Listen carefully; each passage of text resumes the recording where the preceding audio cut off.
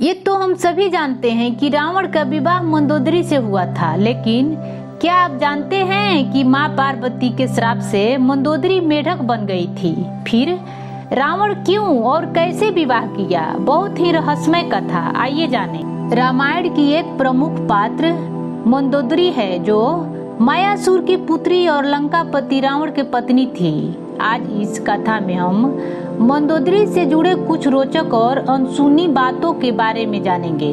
पौराणिक कथाओं के अनुसार एक बार मधुरा नामक एक अप्सरा कैलाश पर्वत पर आई और माँ पार्वती को वहां न पाकर वह भगवान शिव को आकर्षित करने का प्रयत्न करने लगी। तभी माँ पार्वती वहां पहुंची और क्रोध में आकर इस अप्सरा को श्राप दे दी कि तुम 12 साल तक मेढक बनकर कुएं में रहेगी। भगवान शिव के बार बार कहने पर माँ पार्वती ने मधुरा से कहा कि कठोर तप के बाद ही तुम अपने असल स्वरूप में वापस आ सकती है।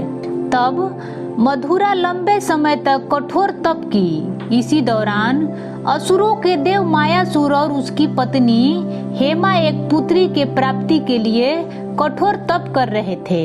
इसी बीच मधुरा की कठोर तपस्या से वह श्राप मुक्त हो गई। एक कुएं में मायासुर हेमा को मधुरा की आवाज सुनाई दी।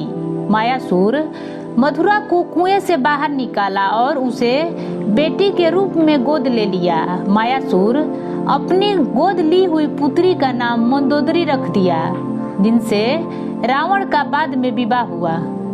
एक बार रावण मायासुर से मिलने आया और वहां उसकी खूबसूरत पुत्री को देखकर उस पर मन मुग्ध हो गया। रावण ने मंदोदरी से विवाह करने की इच्छा जाहिर की, जिसे मायासुर ने अस्वीकार कर दिया। लेकिन रावण ने हार नहीं मानी और जबरन मंदोदरी से विवाह कर लिया।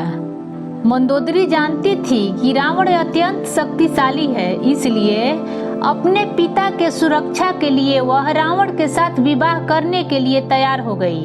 रावण और मंदोदरी के 3 पुत्र हुए। रावण बहुत ही अहंकारी था। मंदोदरी जानती थी कि जिस मार्ग पर वह चल रहा है उस मार्ग पर सिवाय विनाश के कुछ हासिल नहीं होगा। उसने बहुत कोशिश की ताकि रावण सही मार्ग पर चल पड़े, लेकिन कुछ ऐसा नहीं हुआ। मंदोदरी चाहती थी कि रावण भगवान श्री राम के पत्नी माँ सीता के उनके पति के पास भेज दे, क्योंकि वह उस श्राप के विषय में भी जानती थी, जिसके अनुसार भगवान राम के हाथ से ही रावण का अंत होना था।